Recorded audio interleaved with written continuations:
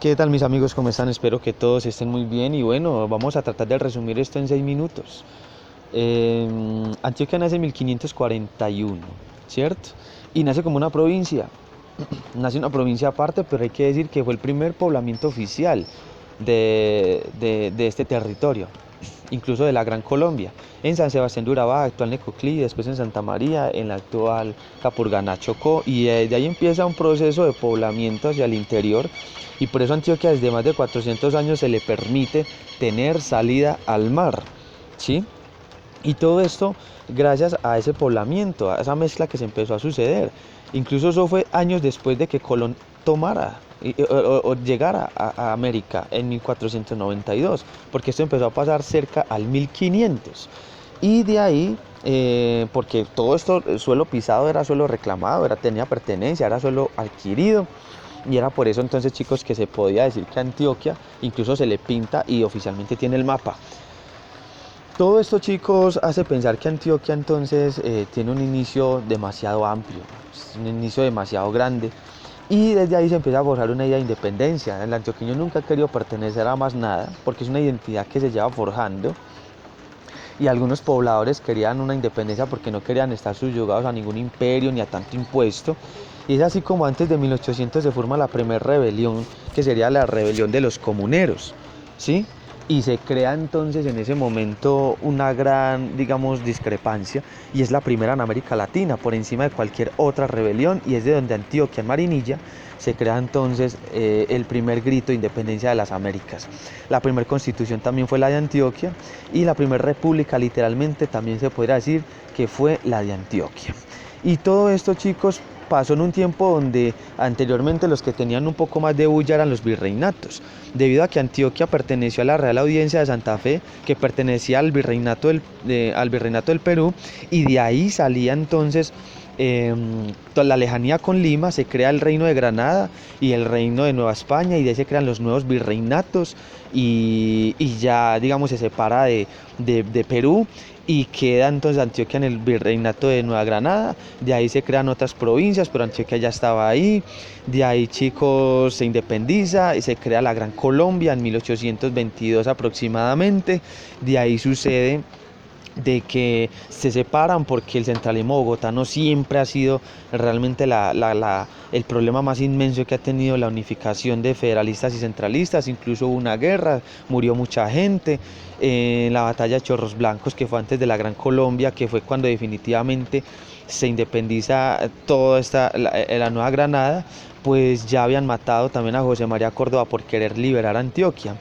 Pero antes de todo esto, chicos, se crea en 1801 un bosquejo, y después sucede la rebelión comunera, y después sucede que en 27 de junio de 1811 se crea la Constitución de Antioquia, y después de eso la república oficialmente. Ningún otro estado colombiano declaró república sino Cundinamarca. Entonces fueron estas dos, en su momento, las dos repúblicas. Y intentaron otras, Cartagena, pero de ahí en 1813, el 11 de agosto, se declara república, y dura así unos años, hasta la Reconquista, donde muere José María Córdoba en la Chorros Blancos, y después la Gran Colombia.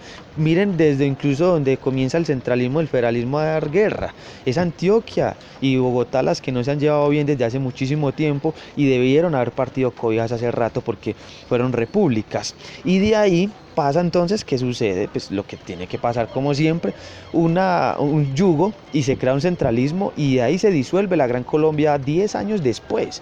Gracias a Bogotá se va entonces Venezuela, se va Ecuador, y después, años después, intenta ir Panamá en casi 6 intentos independentistas, pero no logra hacerlo porque ellos quisieron anexarse, incluso Cuba, y hubo muchos territorios, y Estados Unidos miraba a Colombia como una potencia mundial, pero Bogotá la dañó como siempre, no, porque al menos si hubiese habido un poco de federalismo, al menos los ánimos ahora estarían demasiado calmados, no desaparecidos, pero sí muy calmados.